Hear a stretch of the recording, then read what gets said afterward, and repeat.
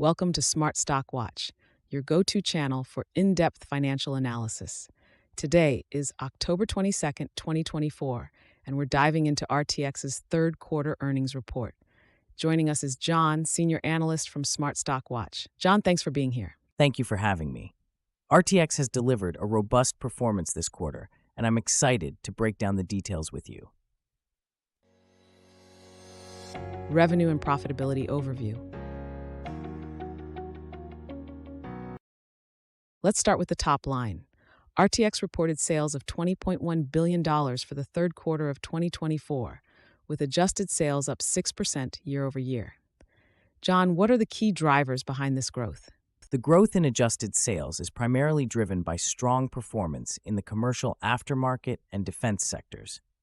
The company has effectively managed to offset the impact of divestitures, particularly in the cybersecurity, intelligence, and services business, which was completed earlier this year. And what about profitability? The GAAP EPS was $1.99, but the adjusted EPS came in at $1.45, marking a 16% increase from last year. How did RTX achieve this? The increase in adjusted EPS is attributed to improved segment operating profit and a lower effective tax rate. Despite higher interest expenses and lower pension income, RTX's operational efficiencies and cost management have significantly contributed to this profitability surge. Operational efficiencies and future outlook. The RTX has reported an operating cash flow of $2.5 billion and a free cash flow of $2.0 billion. How does this reflect on their operational efficiency? These figures highlight RTX's strong cash generation capabilities.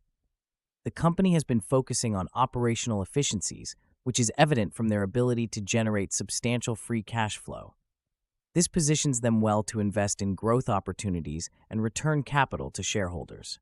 Speaking of growth, RTX has raised its full-year 2024 outlook for adjusted sales and EPS. What does this indicate about their future prospects?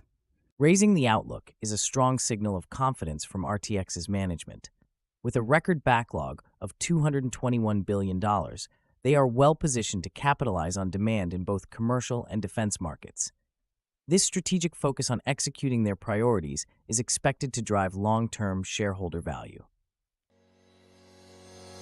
Segment performance highlights.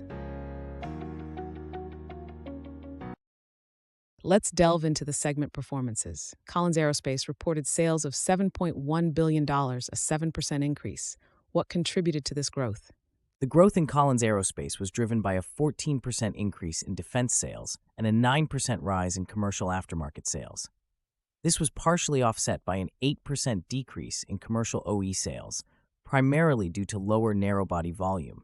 Pratt & Whitney also showed impressive growth with sales up 14% to $7.2 billion. What were the key factors here? Pratt & Whitney's growth was fueled by a 13% increase in commercial aftermarket and a 20% rise in military sales. The favorable mix in large commercial engines also played a significant role in boosting their performance. Raytheon, however, saw a slight decline in sales. Can you explain this? Raytheon's sales were down 1% due to the divestiture of the cybersecurity, intelligence, and services business. However, excluding this impact, sales were actually up 5%, driven by higher volumes in land and air defense systems. Leadership insights and strategic initiatives.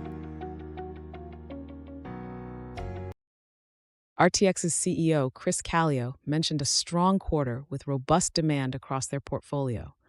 How is the leadership steering the company towards its strategic goals?